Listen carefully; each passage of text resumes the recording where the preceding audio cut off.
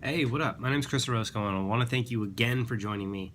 Today I'm going to be talking about something that I learned from one of the greatest teachers and men I've ever met in my life. His name's Tosh Stone. He spent 2 years training me in Kung Fu, and it was one of the most amazing experiences I've ever had.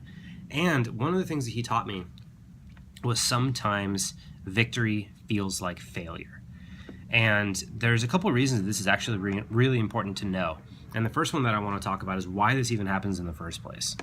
So, have you ever had this experience where you go outside your comfort zone and you go and do the thing and you're all like gung-ho about the thing and you finally win? You know, you either accomplish something or you do something or whatever it may be, but you don't necessarily feel good about it. Like, you know you've done something great, but for some reason it may not feel good.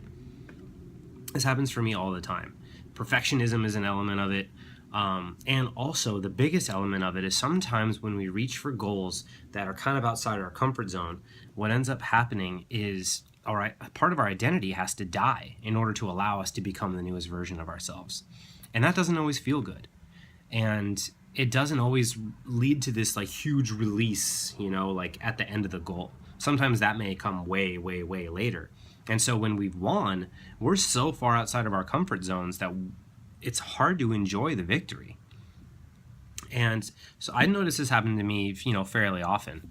And something else I want to say about this is that your emotions are not necessarily a very good representation of how well you're doing or how good your life is.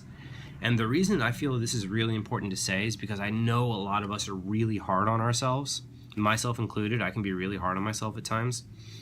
And so just something as simple as knowing that it's possible to win and have it feel like a failure just kind of shows how out of whack our emotions are with our physical reality and with things the way they are, because there's always what's going on and then there's how you feel about it.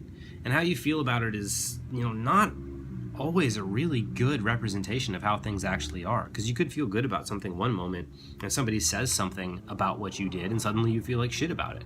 And so your emotions are just kind of like all over the place. And so whether or not you feel like you won or whether or not you feel good isn't always a good representation of what's actually going on. Now, that's definitely different than intuition.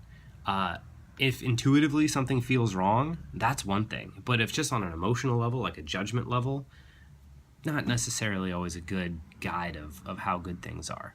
And so I encourage you to take a look at any area of your life that doesn't feel good and just compare it with how things actually are. And you may actually find that things aren't as bad as you feel like they are, which could provide you a lot of release. And so I know that helps me a lot. It's just taking a look at the difference between what's actually happening and how I feel about it. A lot of times that resolves, an emotional discomfort right there on the spot. If not, it's at least a little bit relieving knowing that things are better than I think they are. So, I hope this helped you in some way. Again, I'm Chris Orozco, and I want to thank you for being here and watching this and supporting me and all this. I love you, and I'll see you next time.